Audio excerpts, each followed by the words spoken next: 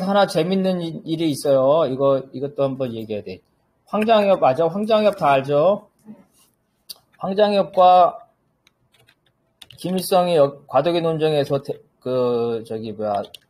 대립이라고 할 수는 없고 의견이 서로 상충돼서 황장엽이 김일성한테 뭐랄까요? 하방이라 할까?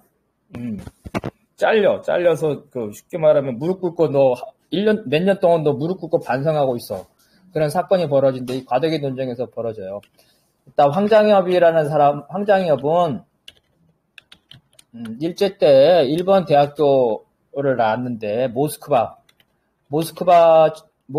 대학 철학과에서 진짜 엄청난 공부를 했어요. 공부만 엄청난 공부. 철학과에서. 그래서 돌아와서 귀국해서 바로 철학과 정교수가 되고 김일성대 철학과 정교수도 되고 김일성대 총장이 돼요. 총장. 그리고 이 역할이 뭐냐면 김일성의 자녀를 공부시키는 거야.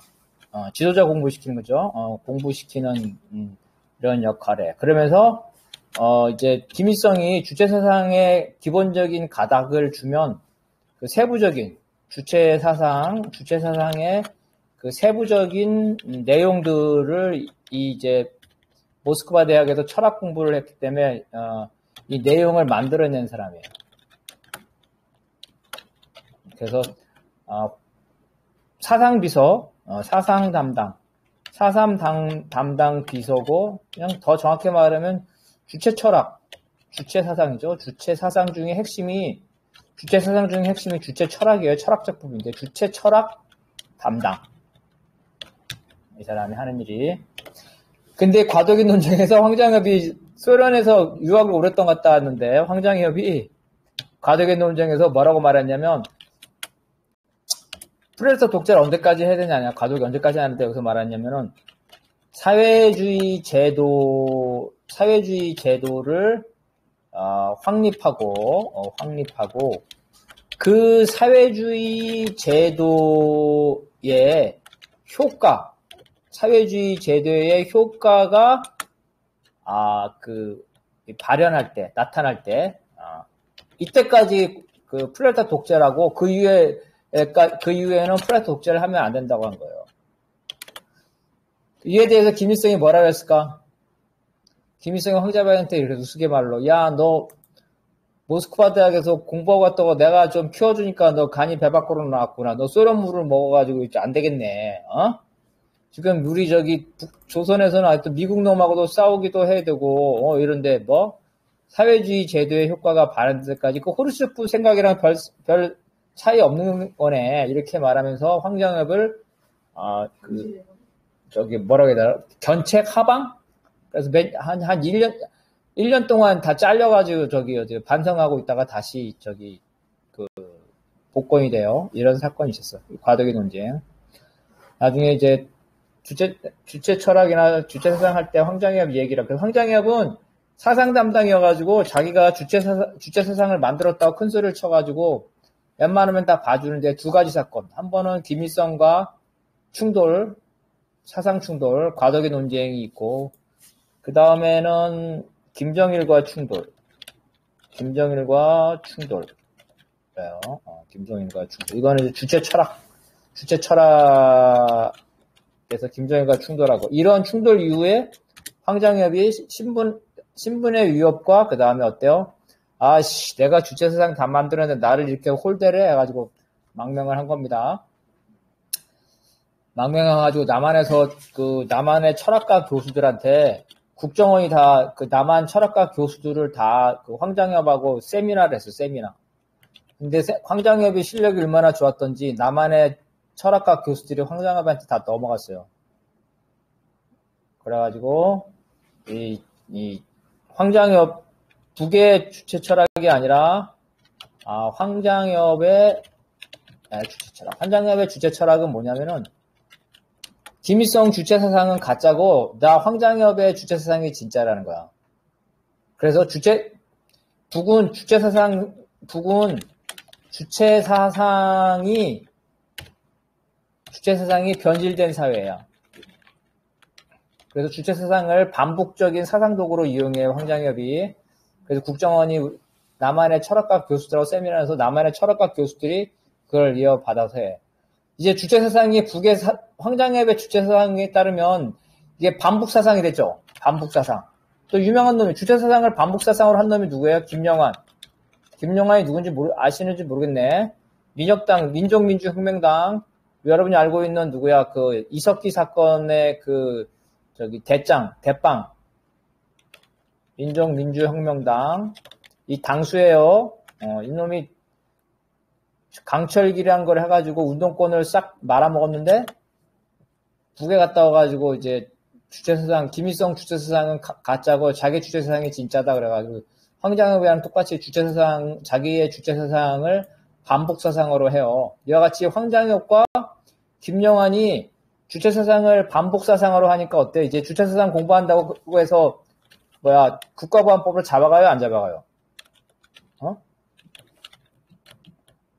이거 주체사상도 여러 가지라니까? 북의 주체사상이 있고, 김영환과 황장엽의 주체사상은 이제 반복사상이야. 그래서 황장엽과 김영환의 공헌이 뭐예요?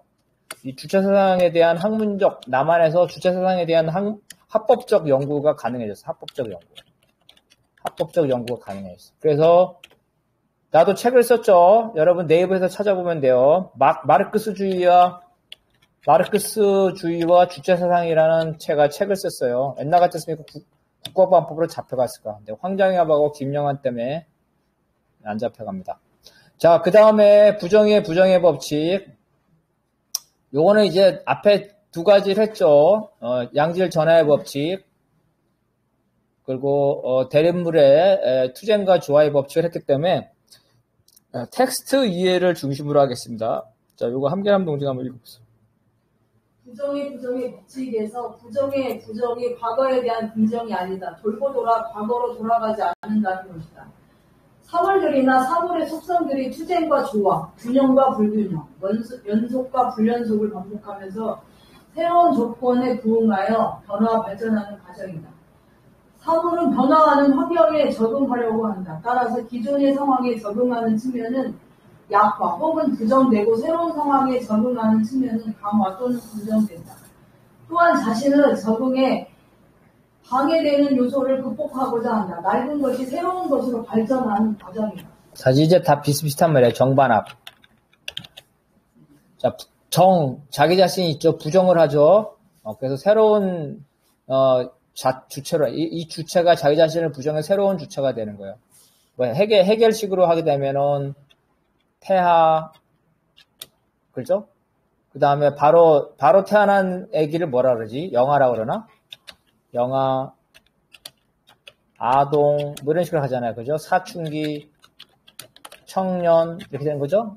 이렇게 해서 계속 바뀌는 거예요. 태아는 자기 자신을 인식을 못하는데 자기를 인식하고 자기와 엄마를 구분하죠. 영아도 이제 엄마와 엄마인 사람을 구분하고 그래서 의식이 생기면서 자기 입장이 생기고 고집이 생기고 이렇게 쭉쭉 나가는 과정이 이 정반합이라는 거예요. 자기를 부정해서 새로 더 높은 상태로 나간다. 근데 새로 높은 상태로 나간다는 거는 발전이라는 거는 여기서 발전은 뭐가 발전인지 어떻게 하겠어? 발전은 뭐냐면 적응한다요. 적응한다는 개념이에요. 적응한다.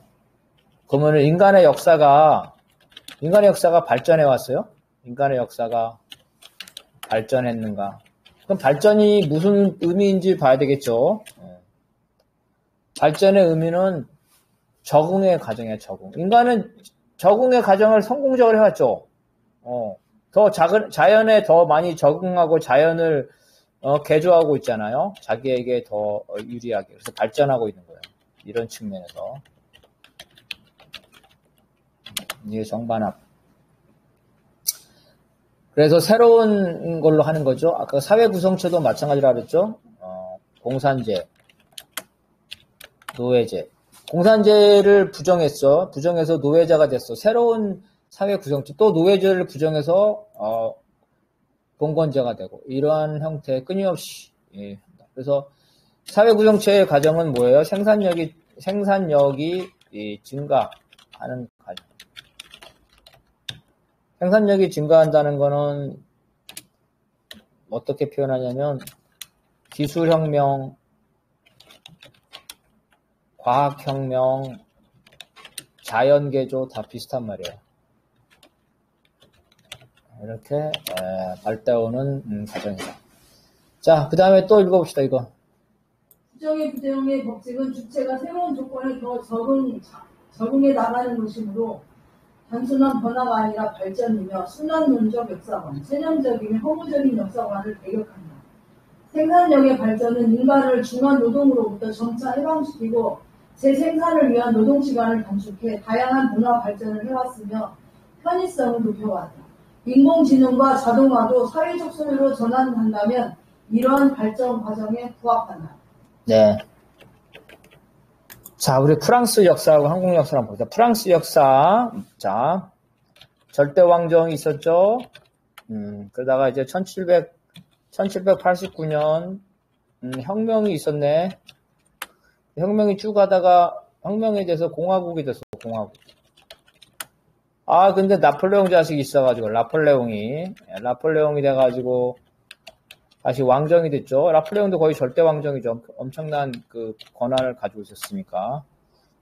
나폴레옹 있었죠. 그래서 나폴레옹이, 해다가, 왕정이 되다가 이 왕정이 언제 붕괴됐냐면 1848년. 1048년 2월 혁명으로, 또 공화정이 돼요. 그러다 또 나폴레옹의 조카가 있죠. 나폴레옹의 조카가 다시 또 왕정이 되죠? 왕정이 됩니다. 그래가지고 이제 나폴레옹이 프레이션하고 전쟁에서 깨져가지고 이제 다시 또 공화정이 되죠. 이게 제3공화국이에요. 제3공화국. 제3공화국. 그래서 이걸 보고 사람들이 그러는 거야. 야, 역사는 반복되는 거야. 봐봐. 왕정이 있다가 공화국이 있다가 다시 왕정되고 다시 공화정되고 또 왕정되고 또 공화정되고 역사는 이렇게 반복되는 거야. 이렇게 말을. 맞는 말이야? 틀린 말이야? 순환이야. 역사는 이렇게 순환되는 거야.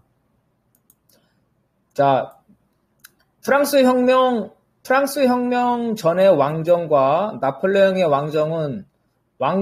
왕정이라는 거는 똑같지만 내용이 똑같을까요? 다를까요?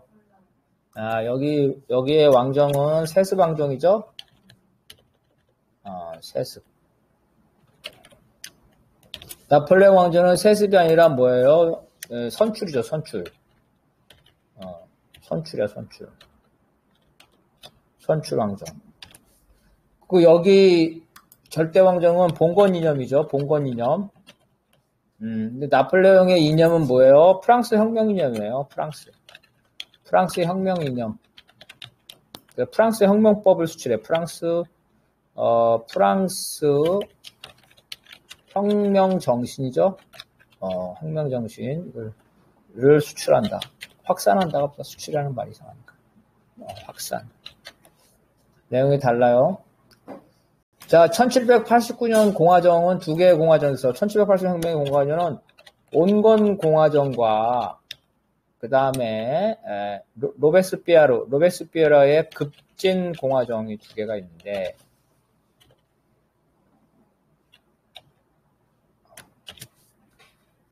자, 1848년 공화정은 1848년 혁명 이후에는 급진 공화정이었어요. 그런데 이 혁명 이후에 선거를 통해서 온건 공화정으로 넘어가요. 야, 역사는 반복되네. 야, 1789년 혁명에는 온건 공화정 급진인데 1848년은 급진 공화정 온건. 이 공화정이 똑같았을까요? 달랐을까요? 예, 이 온건 공화정 얘들은 입헌군주제 애들이 많았어요. 입헌군주제와 결탁. 그죠? 입헌군주제와 결탁. 이 급진 공화정은 로베스피에르인데 소부르주아 정부예요. 소부르주아 급진 정부. 몽테뉴 산악파. 여기 급진공화정은 뭐냐면은 노동자가 참여했어, 노동자가 참여한 정부예요. 유명한 사람이 루이 블랑, 우리를 치면은 노동부 장관, 루이 블랑이라는 사람이 노동부 장관, 사회복지부 장관했어요. 이렇게 노동자가 참여했어. 똑같은 급진공화정이라 하더라도 소부르주아적 성격과 노동자가 참여한 것, 즉 이걸 사회혁명이라 그래요. 이 급진공화정에서는 여전히 부르주아 혁명이었지만 1848년에 급진공화정은 사회혁명이라 그래요. 부르주아와 노동자가 같이 했어. 노동자가 정권의 주체로서 참여한 거예요. 그 다음에 이 나폴레옹 조카가 또 왕정이 됐죠. 이게 절대 왕정, 봉건 왕정도 아니고 나폴레옹 시대의 왕정도 아니에요. 나폴레옹 조카의 왕정은 어떤 왕정 시대였냐면 프랑스가 산업혁명을 하는 시대야. 산업혁명. 그래서 노동계급이 그 발전, 엄청나게 폭발적으로 발전하던 시대예요. 그래서 이름만 똑같이 내용은 다 틀리다는 거예요. 그래서 역사는 돌아가지 않는다. 자, 그 다음에 또 한국 봅시다. 한국. 이승만. 그죠? 그 다음에 4.19, 4.19, 그죠? 민주정부. 그 다음에 박정희, 그 다음에 전두환, 뭐, 이렇게 됐다가, 그 다음에 이제 그 위에는 민간정부죠. 민간정부. 이렇게 쭉쭉쭉쭉쭉 지금까지 내모았는데. 야, 이승만 독재했다가, 민주주의 했다가 다시 박정희로 돌아오고, 여기 전두환, 이렇게 했다가 해서 이렇게 도는 거야지 뭐. 똑같은 독재라도 내용은 다르죠. 이승만의 독재나, 박정희의 독재나 전두환의 독재하고 다르다. 그리고 4.19 때 민주정부와 지금의 민주정부와는 다르다는 거예요.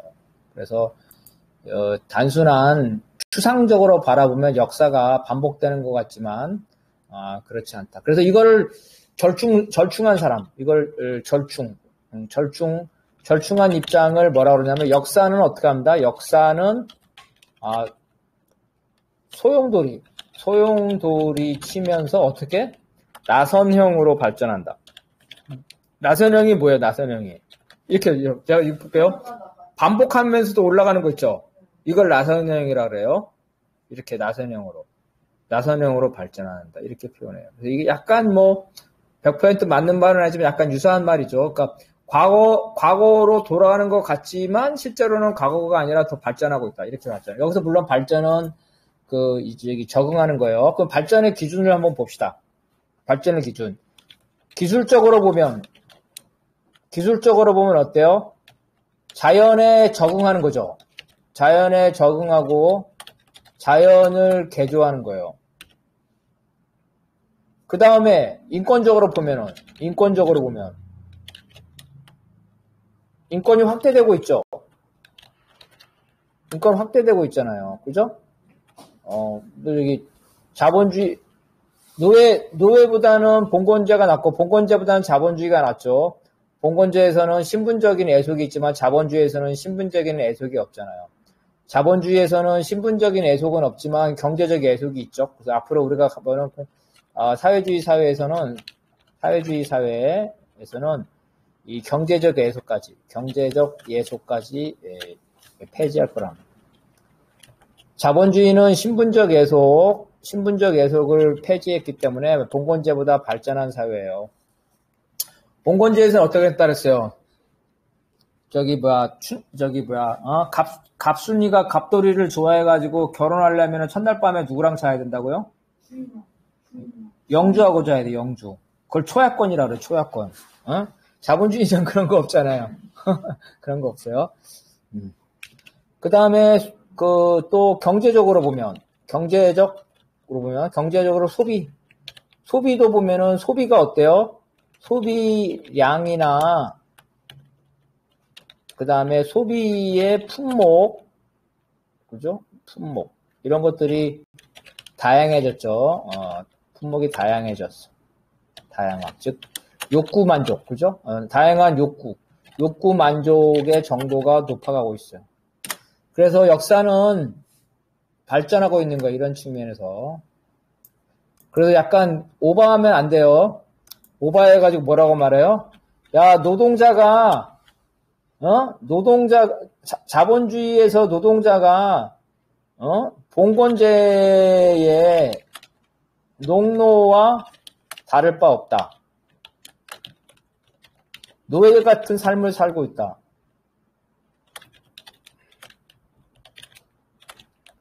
이런 거 비유예요, 비유. 은유예요, 은유. 과학적인 말이 아니죠? 비유의 은유예요. 비유의 은유에 불과하다. 이 말이 맞다면 혁명할 필요 없지. 노예제를 봉건제로 바꿀 필요, 봉건제를 자본제로 바꿀 필요, 자본제를 사회주의로 바꿀 필요 없지. 똑같은 삶을 사는데. 자본주의가 봉건제나 노예제보다 훨씬 낫죠. 자, 그 다음 요것도 한번 읽어봅시다. 해결의 전반합이 부정의 법칙이고 종합이며 비판이며 지향이다. 주체 철학에서는 계승과 혁신이라고 한다. 자신을 확인하고 강화시키는 것에서 새로운 조건에 부응하기 위해 기존의 자신을 부정하여 과거의 나와 현재의 내가 투쟁하는 것이다. 현재의 내가 승리하면 이러한 투쟁이 부정되고 즉 투쟁이 종료되고 현재의 나를 강화한다. 이것이 정반합이다. 아까 우리 정반합은 계속 얘기했어요. 그래서 정반합이 이 합을 뭐라고 표현하냐면 종합이죠. 종합. 두 개의 대립되는 모순을 종합해서 저 나아간다는. 그리고 또 뭐라고 그래요? 비판이라 그러죠. 비난과 비판은 다르죠? 비난은 뭐 막 하는 건데 비판은 잘된 것도 있고 못된 것도 있고 해서 긍정적으로 나오고자. 이걸 뭐 지양이라고 그래요. 지양. 어려운 말인데. 지향하고 다른 점은 다 알죠? 지향. 지향하고 지양하고 달라요.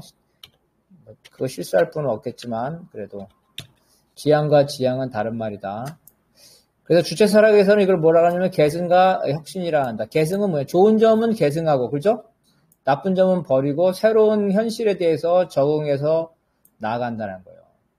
자신을 적응시켜서 새로운 조건에 나아가는 거를 얘기를 하는 겁니다.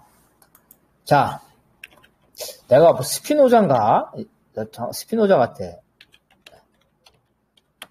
스피노자 같은데 이 사람이 하는 말은 자기는 남의 책이나 사상을 배운 적이 없다. 배운 적이 없고 난 다 내가 생각해낸 거다. 이렇게 주장했대요. 이런 사람들 있죠. 야, 독창적인 거야. 독창적인 거야. 나만의 생각이야. 나만의 생각이야. 이런 사람 있죠. 그죠? 이런 사람이 있을까요? 스피노자 정말 그랬을까요? 인간은 유적 존재라고 그래요. 유적 존재. 유적 존재가 뭐라는 거예요? 호모 사피엔스라는 거예요. 호모 사피엔스. 종이라는 거, 호모 사피엔스. 인간이 유적 존재라는 건 무슨 뜻일까요? 사회적 존재이며 역사적 존재라는 거예요. 자, 사회적 존재라는 건 뭐예요? 함계남 동지 지금 현재 상태가 다른 사람의 도움이 없으면 존재할 수 있어요? 지금 이꼬민으로 또 함계남 동지가 만든 거 아니죠? 그래서 사회적 존재라는 거는 내가 살고 있는 동시대의 다른 사람들과의 관계를 말하는 거예요. 에? 그리고 역사적 존재라는 거는 그 과거의 인류와 나의 관계, 또 나와 미래의 인류와의 관계를 말하고 있는 거예요. 자, 어떤 천재가 있어. 이거 천재가 뭐라 그럴까? 시인이라고 합시다. 그래서 이 시인은 너무나 독창적인 시를 써. 근데 이 사람의 언어는 이 사람 거예요? 누구 거예요?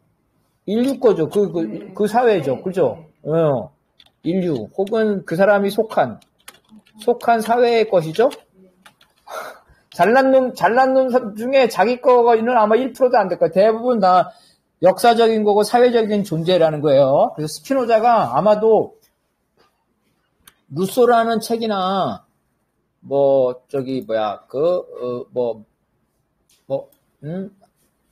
헤겔이나 플라톤이라는 책을 본 적은 안 봤을 수는 있겠지만 어때요? 살아가면서 글이 아닌 어때요? 말로서 그죠? 말로서 다른 사람의 그 생각이나 사상을 접했겠죠? 사상을 접했다. 그래. 그래서 모든 그 훌륭한 사상, 과학은 어때요? 어디로부터 나온 거야? 과거나 다른 사람으로부터 나온 거죠?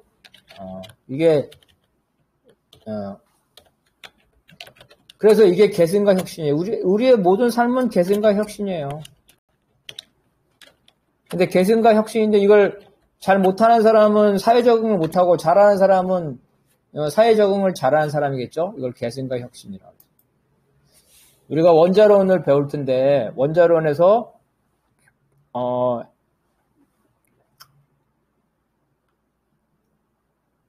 데모크리토스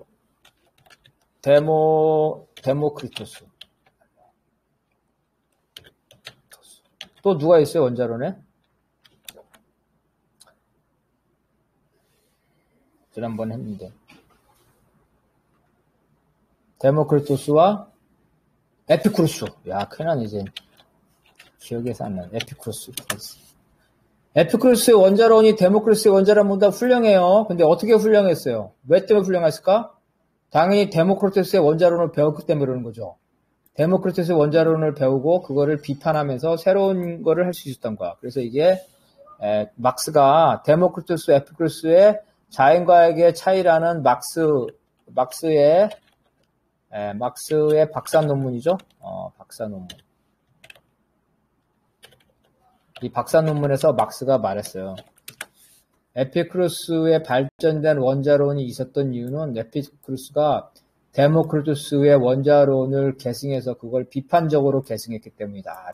그래서 그걸 비판적으로 계승했기 때문에 계승해서 발전한다. 이렇게 표현하는 거예요.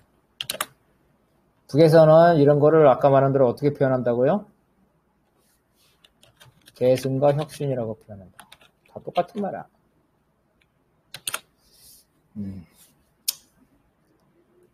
자, 그 다음 이거 한번 읽어봅시다. 그런데 합은 새로운 정의되어 다시 부정과 부정의 부정으로 나아간다. 현재의 나는 미래에서 조건이 달라지면 부정되면서 현재의 나와 미래의 내가 투쟁하는 것이다. 결국 미래의 조건에 적응하는 나는 투쟁을 부정, 즉 종료하고 새로운 나를 강화시킨다. 하지만 더 나아간 미래에선 또다시 부정의 과정이 반복된다. 이걸 즉자, 대자, 즉자, 대자의 순환적 변화로 설명한다. 변화된 환경에 더 잘 적응하는 것을 발전 혹은 진보라고 한다면 부정의 법칙은 사물의 발전 과정, 생물의 진화 과정을 설명한다.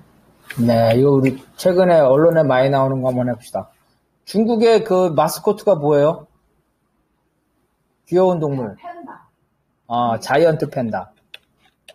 자이언트 팬다. 요즘 아주 인기가 엄청 많대요. 자이언트 팬다는 뭐예요? 곰이죠? 곰이에요, 곰. 곰은 뭐예요? 주로 뭐예요? 육식을 하잖아요. 물론 잡식도 하지만 육식을 많이 하겠죠. 근데 자이언트 팬다는 뭐 먹어요? 자이언트 팬더는 대나무를 먹죠. 대나무. 왜 대나무를 먹었을까요? 처음부터 대나무를 먹었을까요? 이 곰이의 곰, 이 곰이 여러 군데로 확산됐겠죠. 확산됐는데, 이 지역, 그죠? 그 팬더가 하는 그 지역에는 어때요? 그 지역에는 대나무만 많았던 거죠? 대나무만 많았기 때문에, 이 곰이 점차 육식에서 채식으로 바뀌고, 물론 이제 육식성 잡식이죠? 육식성 잡식에서 채식성 잡식으로 바뀌고, 그러다가 이제 이 대나무 죽순, 대나무하고 죽순을 많이 먹잖아요. 먹는데, 근데 중국의 어느 지방에 가보니까 거기는 팬다가 발견됐는데 거기는 대나무가 별로 없대요. 대나무가 별로 없다. 그래서 여기 팬다는, 자이언트 팬다는 뭐 먹을까요? 육식을 한대요. 그 팬다의 그 소화기관을 그 분석해서 해부해 봤더니 육식동물의 소화기관을 가지고 있답니다.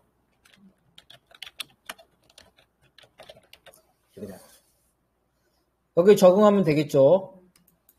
나는 곰이야, 곰. 진화래도 곰이 됐어.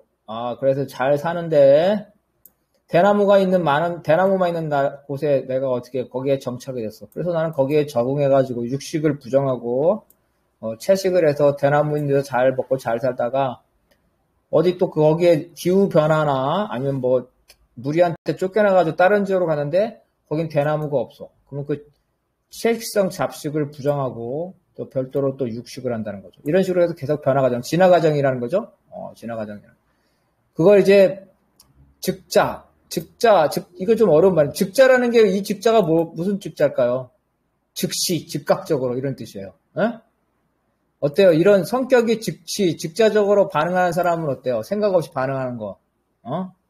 이게 생각 없이 반응하는 거예요. 이게 생각 없이.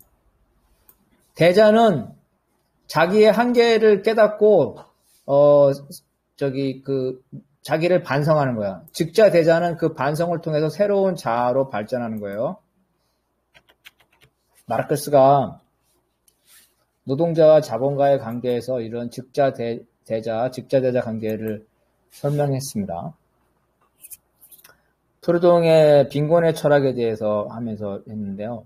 막스에 말하면, 노동자와 자본가. 우리 사회주의 학습을 하지 않은 공장 노동자라고 생각합니다. 사회주의 학습을 하지 일반적인 공장 노동자, 더군다나 이제 최초의 공장이면 아주 1980년대, 1970년대 말과 80년대 아주 그 자본의 착취가 악독했죠. 자본의 착취가 심했던 이 시기예요. 여기에 있는 사회주의 학습을 하는 일반적인 노동자는 어떨까요? 어떤 생각을 가질까요?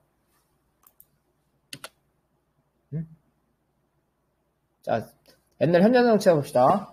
24시간 돌아가서 24시간. 잠도 안 자고 24시간. 현대자동차는 자동차 수출에 돈 엄청나게 벌고, 내가 현대자동차 노동자 어떤 생각을 가지고 있을까요? 누가 가르쳐주지 않더라도. 그래, 월급 더 달라. 그죠? 그 다음에 노동시간 줄여달라. 이렇게 주장했죠? 줄여달라. 그래서 이런 직자적이라는 거는 누가 가르쳐주지 않더라도 자기의 존재에서 조건반사적으로 나오는 거를 직자라는 거예요. 그죠? 월급 더 달라. 노동시간 줄여달라. 이런 거예요. 그러니까 이건 뭐야? 이걸 우리가 무슨 추정이라 그래? 이런 것 보고. 경제추정이라고 하잖아요. 그죠? 경제추정은 학습 안 해도 잘하죠? 학습 안 해도 월급 올려달라는 얘기는 잘해. 노조에서. 조합원들 학습 안 시켜도 돼. 이번에는 또 월급 안 오르나요? 이것 보고 직자라는 거야. 자기 존재에서 조건반사적으로. 이런 건 짐승도 해요, 짐승. 짐승도 경제추정 할 거야. 짐승도. 소나 돼지도. 왜냐면 일 적게 하고 맛있는 거 먹고 싶을 거 아니야. 그죠? 이게 바로, 즉자. 자기 존재에서 나오는 즉각적인 조건반사적인 거라는 거예요. 대자투쟁은 뭘까요? 대자투쟁은. 이건 좀 의식이 발전돼야 돼.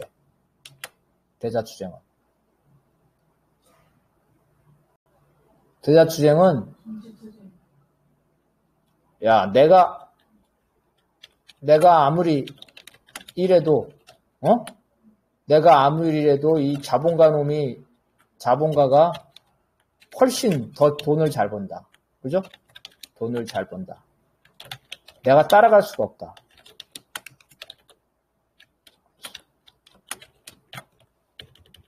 따라갈 수 없다. 월급죠? 월급이 올라도 착취당하는 건 나다.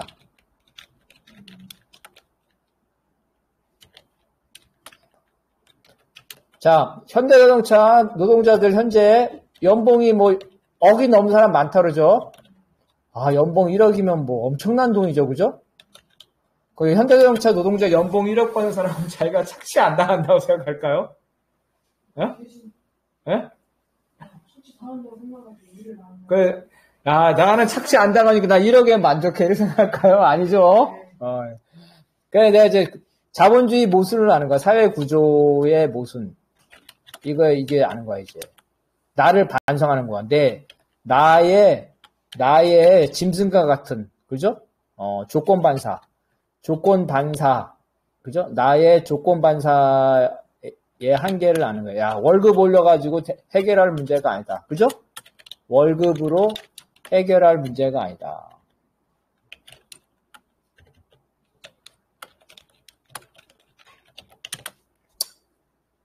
이렇게 되는 거예요. 여기서는 이제 이 70년대, 80년대 잘 나갈 때는 월급 막 올려주고 하면 뭐 사장님 좋습니다, 감사합니다 하다가 이제 이게 자본주의 착취 구조를 알게 되는 거예요. 이게 대자 투쟁이에요. 그럼 마지막에 이제 직자 대자 마지막에 직자 및 대자. 이건 종합이죠, 종합이요. 이건 학습을 통해서 되게 높은 수준이에요. 이거는 뭐냐면은, 자본주의는 착취 사회이고, 나도, 노동자도 여기에 구속되어 있지만,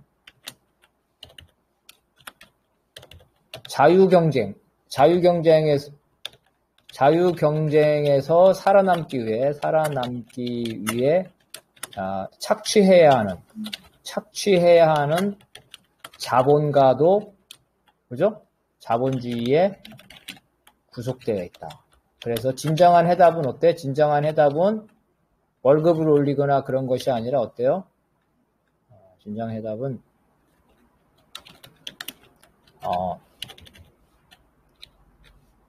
착취 당하지도 않고, 그죠? 노동자는 착취 당하지도 않고, 그리고 자본가죠? 자본가는 착취해야만 살아남을 수 있는 이 자본주의 사회를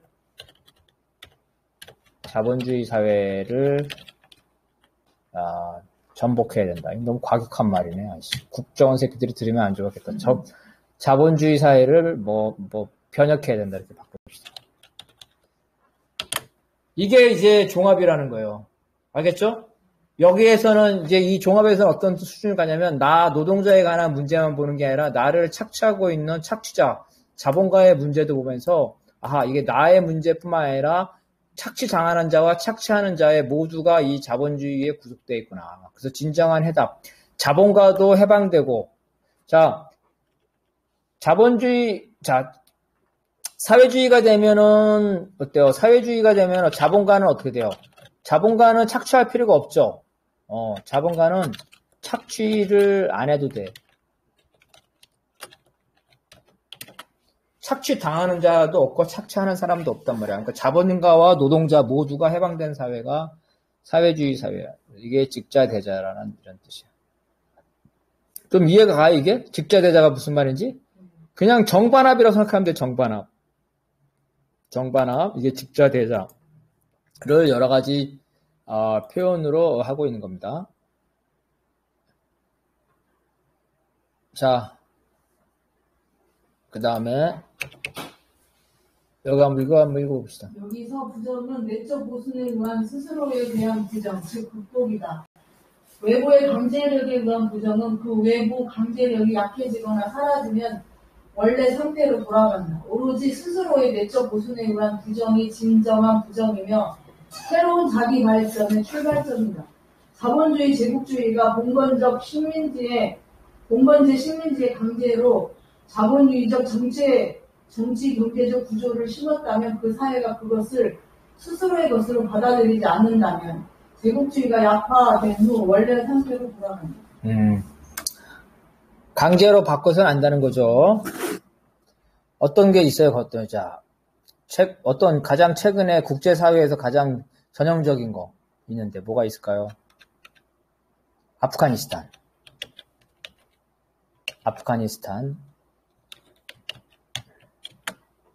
여러분 아프가니스탄 알죠? 아프가니스탄은 어디에 있어요? 이게 아시아와 유럽,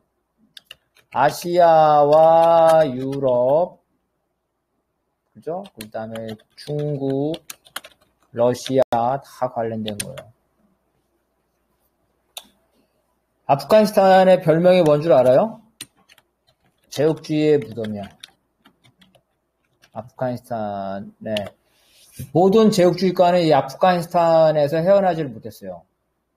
제국주의의 무덤. 가장 최근에는 아프가니스탄에 헤어나지 못한 패배한 나라가 어디예요? 가장 최근에. 응? 아프가니스탄 점령했다가 쫓겨난 나라가 누구냐고. 가장 최근에. 몰라요? 텔레반 쫓아냈다가 도망 나온 나라. 무기 다 수십억 달러 무기 놓고 몸만 빠져나온 나라. 미국이 어떻게 했어요? 9.11 그 테러 이후에 아프가니스탄 텔레반이 9.11 테러를 지원했다 가지고 아프가니스탄을 침공했죠. 그래서 텔레반 정권을 붕괴시켰어요. 그리고 어떻게 했어요? 미국식 자본주의 국가를 만들었어요. 미국식 자본주의 국가.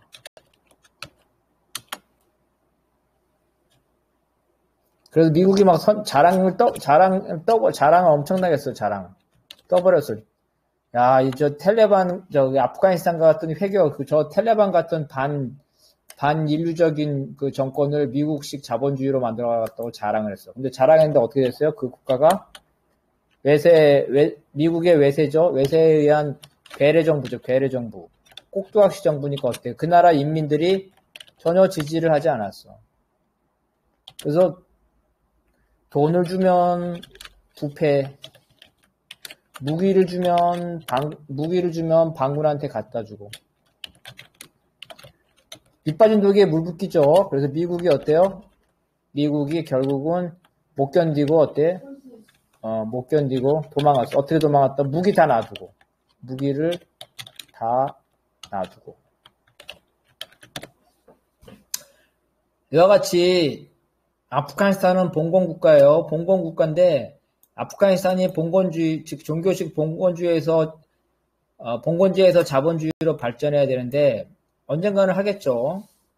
근데 이와 같이 자기 스스로의 의지가 아니라 외국의 힘으로 하게 되면 그 외세가 물러나면 다시 원상태로 간다는 거예요. 그래서 자기 자신을 부정하는 것은 외부의 강제력이 아니라 자기 내부의 모순에 의해서 발전을 해야 된다는 얘기예요. 자, 미국 전에 아프가니스탄에서 박살난 나라가 누굴까요? 네? 미국 전에 1970년대 말 소련이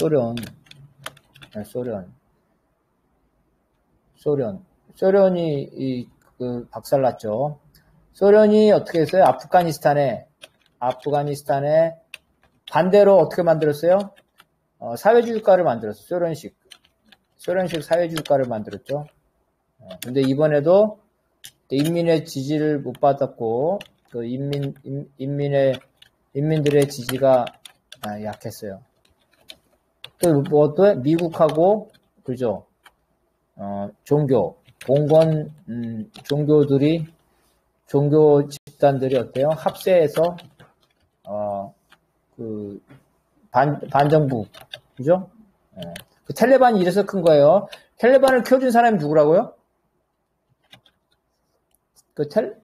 오사마 빈라단을 키워준 사람, 오사마 빈라단이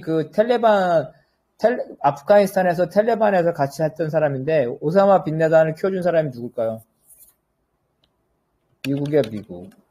소련이 아프가니스탄을 점령하고 있으니까 소련을 괴롭히기 위해서 미국이 오사마 빈라단이라든가 텔레반 같은 애들한테 미국 CIA가 돈도 주고 미사일도 주고 해가지고 소련이 아프가니스탄에서 뺑뺑이 치게 하려고 베트남전에서 미국이 뺑뺑이 돌린 것처럼 소련이 아프가니스탄 뺑뺑이 돌게 하려고 한 거예요. 그래서 성공했죠?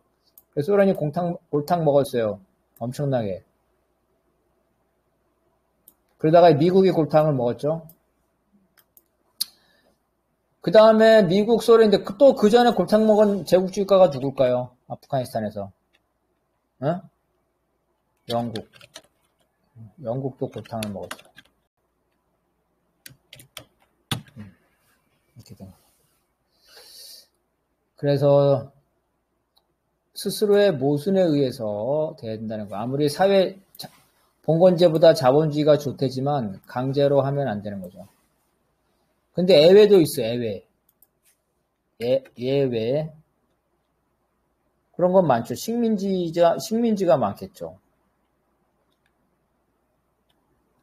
일제 때. 일제 식민지잖아요. 일제 식민지인데, 일본, 그리고 미국이 순서대로 자본주의를 이식했죠. 한국에. 근데 어때요? 이건 이제, 현재 자본주의가 계속 지속되고 있잖아요. 그리고 이게 지금은 자본주의를 강제하는 게 아니죠. 내부 스스로 자본주의가 잘 작동하고 있어요. 이런 거는 왜 그럴까요? 첫 번째는 일단 내부에 원래 자본주의 맹아가 있었던 거죠. 원래 자본주의 맹아 있었던 거. 일제시대에도 자본주의 맹아가 있었죠.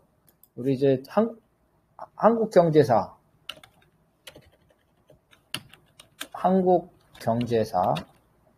조선경제사 똑같은 말인데. 이걸 보면은 조선 말에 자본주의가 발전하기 시작해요. 형성되기 시작해. 자본주의가. 그래서 일본이 식민지를 했을 때 조선의 자본주의적인 맹아가 전혀 없던 거 아니에요. 그래서 일제 식민지 하에 일단 자본주의의 맹아, 그죠? 자본주의의 맹아가 있었다는 거예요. 그래서 이 맹아가 점차 식민지 치하에서 발전해왔고 미국의 지배하에서 발전해왔다는 거고.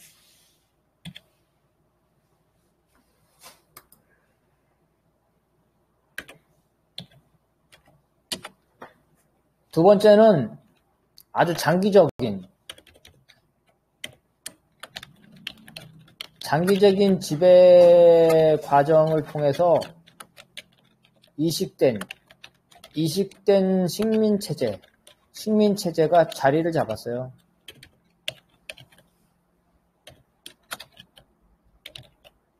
네, 이런 거죠. 이런 것들이 또 뭐가 있을까? 불안정하지만 인도도 마찬가지죠. 인도도 봉건제에서 식민지를 했다가 자본제로 이식돼서 서구식 그 정치제도가 지금도 남아있죠. 자, 그 다음 이거 한번 읽어봅시다. 여기서 부정은 내적 모순에 의한 스스로에 대한 부정, 즉 극복이다. 이거 아까 한 거다. 자, 여기. 하지만 외부에 의해 이식된 사회 구조라고 해도 자신의 것으로 받아들인다면 봉건 식민지가 외속적인 자본주의로 변화될 수 있다. 아프가니스탄의 소련과 미국 등 외세에 의해 사회주의와 자본주의가 이식됐지만 아프가니스탄은 인민들이 양 제대로 자기 것으로 받아들이지 않았기 때문에 결국 종교적 공관사회로 돌아갔다. 즉 진정한 부정이 일어나지 않았다. 따라서 혁명은 지원할 수 있지만 수출할 수 없다. 물론 같은 텔레반이 지배하는 아프가니스탄이 지만 미국 지배 전에 종교적 공권사회와 미국 지배 전에 종교적 공권사회가 동일한 것은 아니다. 아프가니스탄이 비록 더디지만 종교적 공권사회를 극복해 나갈 것이라는 것은 명확하다. 네.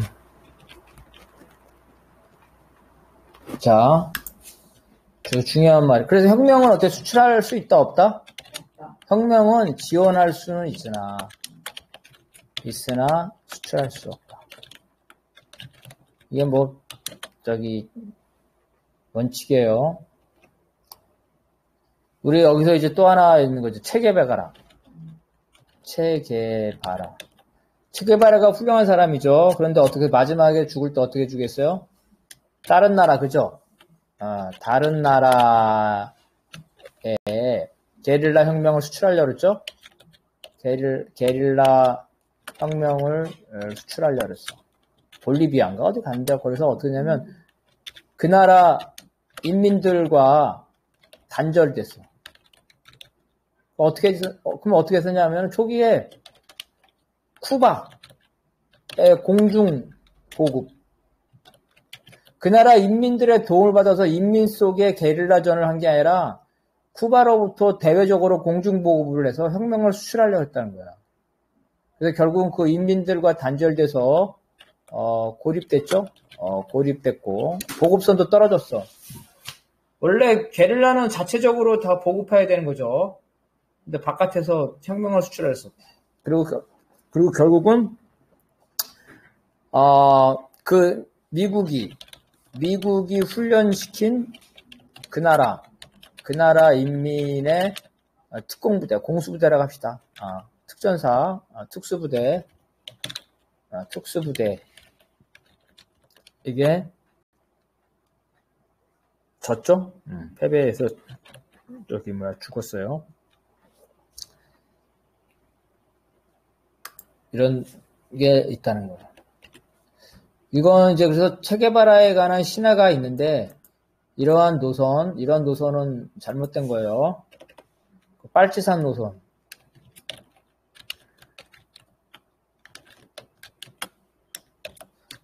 해방구 노선인데, 이거는 해방구가 자립될 수 있는 조건이 있어야 돼요.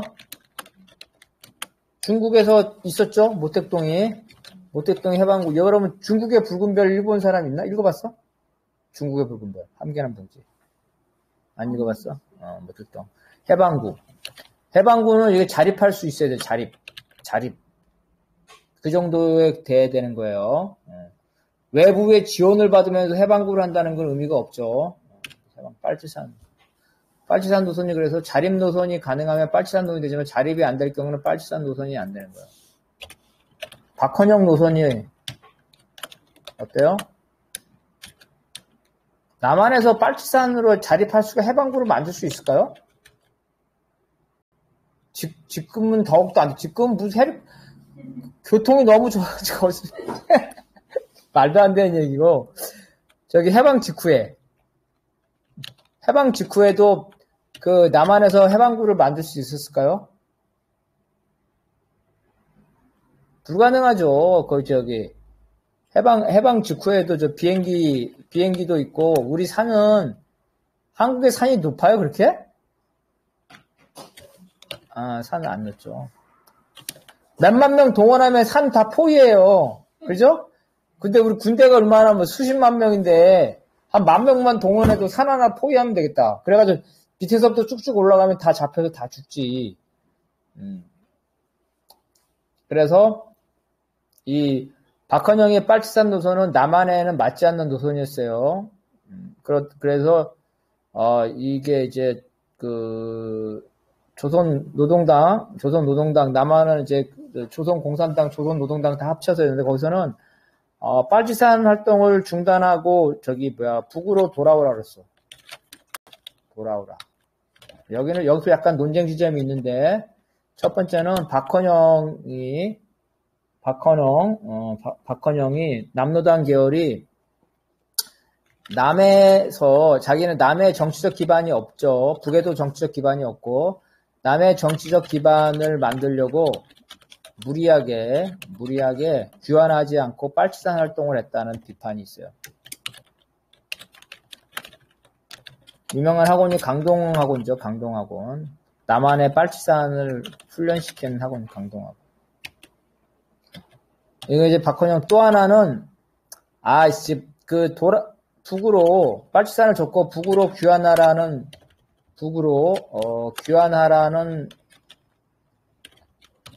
그 명령이죠. 공식 명령이 이 시대계에는 사람으로 전달했잖아요. 사람. 그래서 제대로 전달되지 않았다. 이런 게 있어요. 어쨌든 결론을 하면 어때? 빨치산들이 어때? 이현상이나 이런 사람들이 어때? 뭐 어쨌든 간에 뭐 저간 사람도 있지만 어떻게 처절하게 싸운 건 맞죠? 처절하게 싸우고 그 다음에 자기 희생도 한 거는 맞아. 그래서 이런 부분에 대해서는 높이 평가하지만 처절하고 싸우고 생각해보면서 이 노선은 어때요? 빨치산 노선. 남한에서 해방구를 만들겠다 이러한 노선은 잘못된 노선이다. 왜? 남한 내에서 자립적이란 뭐예요? 인민이죠, 인민? 인민 대중의 지원을 받는 진지를 만들어야 되는 거죠. 이런 면에서 남미에서는 어떤 빨치산을 했을까요? 남미에서는 두 가지인데 남미의 그 밀림 빨치산도 있었지만 또 뭐가 있었을까요? 남미는 도시빈민촌이죠. 도시빈민촌을 근거로 한 도시게릴라들도 있었어요. 도시게릴라.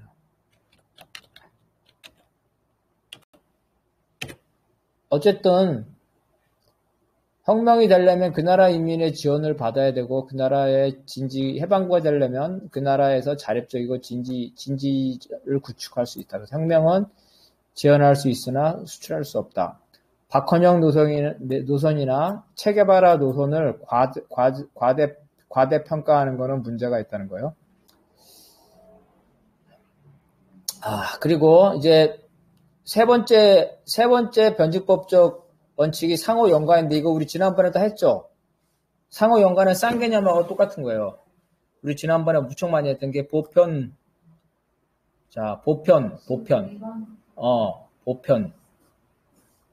보편과 특수, 일반과 특별, 추상과 구체. 정말 개별과 종합. 이건 다 쉬운데 이 세 개가 제일 어렵다 그랬죠? 보편과 특수, 일반과 특별, 추상과 구체. 추상은 개념이라고 생각하면 된다 그래서 쉽게. 구체는 사례. 일반은 평균적인 거라고 생각하면 되겠죠? 평균적인 거. 그리고 그 평균보다 그렇지. 보편과 특수는 보편은 공통적인 거라고 생각하면 된다 그랬죠. 그죠?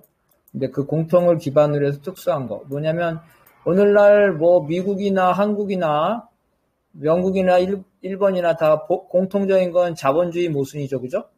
이거 공통적으로 가지고 있어. 근데 특수한 거는 한국의 특수한 모순은 뭐예요?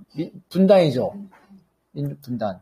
그래서 통일에 관한 문제가 가지고 많이 문제가 되고. 일본의 특수한 모순은 뭘까? 일본의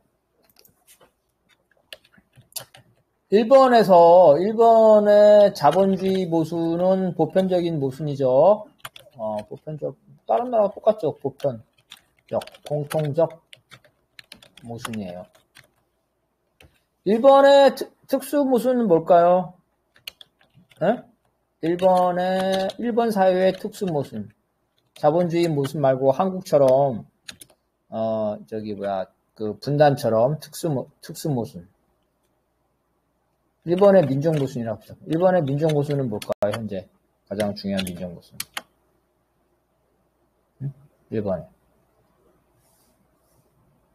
일본의 민족 모순은 뭐냐면요.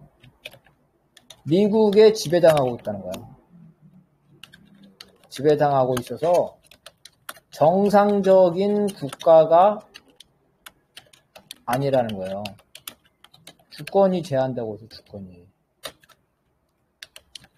이게 무슨 말이에요? 일본이 정상적인 국가가 아니라 대체 이게 무슨 말이야? 무슨 말일까 이게요? 일본에 국군이 있어요, 없어요? 일본의 국군. 일본에 국군이 있을까요, 없을까요? 일본의 군대, 국군. 없어요. 국군이 없어. 자위대만 있어, 자위대. 자위대는 국군이 아니에요. 자위대는 현행법적으로 보려면 오로지 일본이 공격받을 때 그거를 방어하기 위한 무력이에요. 아니, 국가가 군대가 없어, 일본이. 그 다음에 일본 헌법 문제가 있는데, 일본 헌법은 누가 만들었을까요? 일본 헌법. 헌법은 당연히 일본 사람이 만들어야 되겠죠. 누가 만든 일본 헌법은? 메가더가 만들었어, 메가더가. 뭐야, 이거 바로 뭐냐? 이 평화헌법. 평화헌법은 뭐야? 일본에 국군이 없다는 거. 그죠? 일본에 국군이 없다. 헌법에서 국군을 부정했어. 헌법에서 국군을 부정했다고. 그러니까 이게 일본의 특수무선이야. 완전한 정상 국가가 아니야, 일본도. 독일의 특수무선은 뭐였을까? 독일의 특수무선은 복잡하죠. 독일이나 일본이나 이런 특수무선이 뭐냐면 전쟁의 패전국이어가지고 주권이 제약됐기 때문에 그러는 거야, 미국에 의해서. 독일도 마찬가지죠. 독일도 패전국으로서 미국에 의해 주권이 제한됐죠. 그죠? 미국에 의해서 주권이 제한돼. 이건 이제 나토가 생기면서 이제 독일 군대가 생겼고, 그 다음에 분단 문제를 극복을 했죠. 그래서 독일과 일본에는 무슨 논란이 있냐면 보통국가 논란이 있어. 보통국가 논란. 보통국가 논란이라는 걸 그냥 좀 정확히 말하면 완전한 국가를 수립한다. 완전한 국가를 수립한다는 건 뭐야? 주권, 그죠? 군대, 이런 거. 외교, 이런 거란 말이야. 독일은 좀 나는데 일본은 완전한 주권이 없어요, 지금요. 그게 바로 일본의 특수 모습이에요. 그러니까 어때? 자, 일본 사람 입장에서 보자. 자기 나라 군대에 있는 게 너무 상식적이겠죠? 군대 없는 나라가 어딨어? 그럼 일본 사람은 어떻겠어? 일본 사람은. 첫째, 우리도 군대를 가져야 한다. 이거죠? 그 다음에 두 번째, 일본의 국방정책이 미국의 허락을 받아야 돼, 사실상. 일본 핵무기 못 만들잖아요. 핵무기 못 만들, 일본. 미일 조약에서 일본이 전쟁에 패전하면서 미일 조약을 맺었기 때문에, 샌프란시스코 조약을 맺었기 때문에 그러는 거예요. 일본 놈들은 미국 쫓아다니기만 하잖아요, 그죠? 이렇게 되는 거. 그래서 그런 거. 그래서 외교도 독립돼야 된다. 이렇게 되는 거예요. 그래서 일본 무장론 있죠, 일본 무장론. 일본에게 당한 우리 한국이나 중국 같은 사람들이 일본 무장론을 부정하잖아요. 보통 사람은 일본은 일본 군대를 가져야 된다고 보겠죠. 그죠? 그래서, 바로, 일본의, 재무장론에는 두 가지 관점이 있는 거예요. 첫째는 우리가 잘 알고 있는 우익들의 관점들 있죠? 우익들. 전체주의. 군부. 이 군부가 똑같아요, 우리도. 미국이, 중로를 견제하기 위해서 친일파를 미국 놈들이 살려주고, 앞잡이로 써먹었던 것처럼, 전범들 있죠, 전쟁 범죄. 전범들의 아주 핵심들은 사형시켰는데 대부분은 다 미국이 자기 또 똘마니로 다 살려줬어요. 똘마니로. 그래서 이런 미국이 살려준 전쟁 범죄 똘마니들 있죠. 극우파들이 일본 재무장을 주장하고 있고, 그리고는 또 나머지는 바로 일본이 이제 정상국가 돼야 된다. 일본이 정상국가가 돼야 된다. 그래서 일본이 주권을 회복해야 된다. 이런 입장도 있는 거예요. 그래서 일본 재무장론은 사실은 나라가 어떤 나라가 자기 군대를 갖는데 남의 나라가 그걸 관여할 이유가 없는 거잖아요. 그죠? 일본이 다른 나라를 침략했고 현재 일본의 헌법이라도 이런 것들이 패전으로 인해 가지고 주권에 제약이 있기 때문에 국군이라 그래. 군대를 국군은 그 나라의 군대잖아. 군대가 없다니까 일본은. 자위대는 국군이 아니야. 그래서 이런 이제 우리가 지난번에 다 했다는 거예요. 보편 특수. 그래서 다 끝났고 다음 주부터는 이제 주처 철학과 유물론과 변증법을 비교하는 것. 제가 쓴 책에 나오는 부분을 할 겁니다. 좀 어려운 부분인데 어쨌든 오늘은 여기까지 하겠습니다. 혹시 조금 시간이 지났는데 1분 이내로 간단하게 할 말이나 의견이 있으신 분 있으면 얘기하세요. 한계남 동지 특별히 간단하게라도. 없어요? 아까 맨 처음에 했던 것이 협동조합이 네. 명칭은 똑같은데 실질적으로 운영 방식이 명칭만 같은 것 같아요. 어떤 거라? 협동조합이. 어떤 협동조합이요? 우리나라에 있는 협동조합하고. 어느 협동조합하고? 사회주의국가 협동조합하고? 네, 아까. 사회주의국가 협동조합하고? 그렇지. 사회주의국가 협동조합은 혁명 이후의 협동조합이기 때문에 전 사회가 변혁된 이후의 하나의 일부분이지만 여기에서는 자본주의 협동조합은 사유재산제 속에 고립된 섬이잖아. 그지? 고립된 섬으로서 집단적 소유제도지. 집단적 소유제도. 하나의 실험에 불과해, 실험에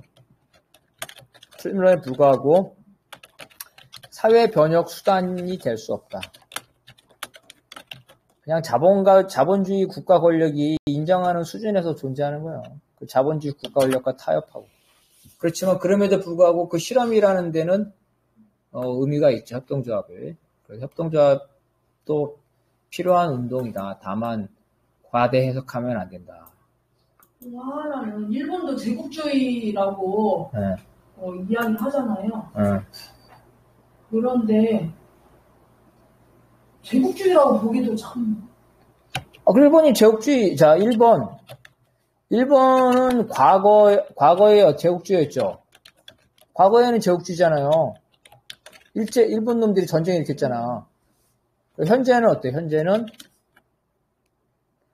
엄격하게 말하면은 현재는 마르크스 레닌의 개념에 따르면 일본은 제국주의가 아니죠. 미국의 군대가 일본의 한국보다 일본의 미군이 더 많아요. 근데 왜 우리가 일본을 제국주의라고 그래요? 미국의 제국주의에 뭐예요? 그렇죠. 하순이잖아. 종속되잖아. 미국의 제국주의 정책을 같이 하고 있잖아요.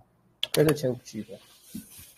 그리고 미국이 일부러 자기 했던 역할을 일본한테 떠넘기기 위해서 일본의 재무장을 하는 거잖아요. 그죠? 그래서 제국주의 정책에 편승하고 있는 거지. 제국주의라고 볼 수는 없지.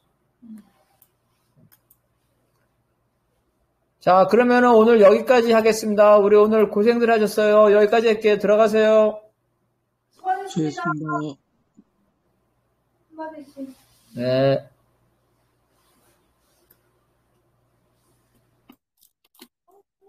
수고하셨습니다.